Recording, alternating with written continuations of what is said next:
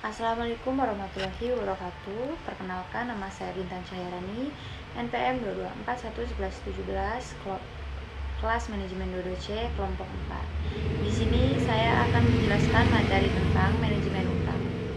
Utang adalah uang dipinjam oleh suatu pihak dari pihak lain. Utang digunakan oleh banyak perusahaan dan individu untuk melakukan pembelian dengan volume transaksi besar yang tidak mampu mereka bayar secara tunai.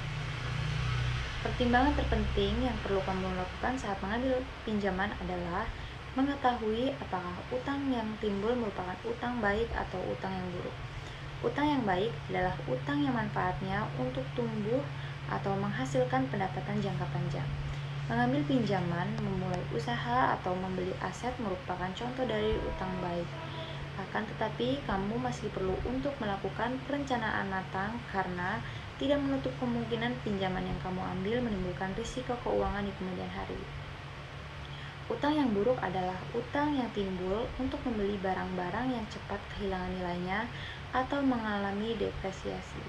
Barang-barang ini selain mengalami penurunan nilai, juga tidak dapat menghasilkan pendapatan jangka panjang. Utang yang buruk adalah utang yang memiliki tingkat bunga tinggi, seperti utang kartu kredit. Agar kamu bisa terhindar dari utang yang buruk, tanamkan prinsip jika kamu tidak mampu membelinya dan tidak membutuhkannya, jangan membelinya.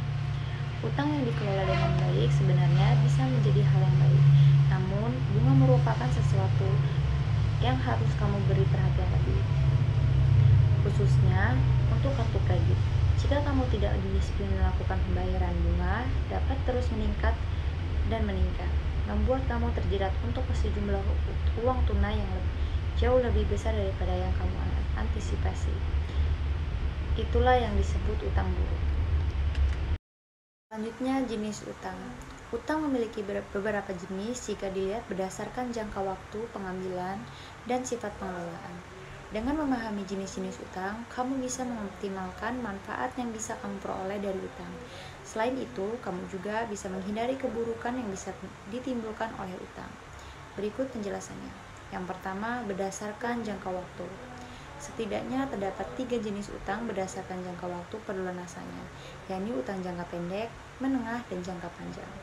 Utang ini bisa timbul dikarenakan banyak hal, misalkan pembayaran tertunda pada supplier, piutang dagang, pinjaman modal jangka panjang, dan sebagainya. Utang jangka pendek. Utang atau kewajiban yang harus dilunasi dalam kurun waktu yang singkat, biasanya di bawah satu periode akuntansi atau satu tahun. Disebut juga utang lancar karena biasanya dibayarkan dengan aset berupa aktiva lancar. Utang ini biasa ditimbulkan saat kita melakukan transaksi kepada supplier atau piutang dagang pada konsumen dengan pembayaran non tunai. Utang jangka waktu menengah. Utang atau kewajiban yang harus dilunasi dalam kurun waktu menengah, biasanya di atas satu periode akuntansi atau di bawah 10 tahun. Utang jenis ini biasanya terjadi saat kita melakukan pembelian mobil sebagai armada bisnis atau untuk keperluan pribadi. Utang jangka panjang. Utang atau kewajiban yang harus dilunasi dalam kurun waktu yang lama, biasanya di atas 10 tahun. Pinjaman ini biasanya memiliki suku bunga yang ringan namun tenor yang panjang.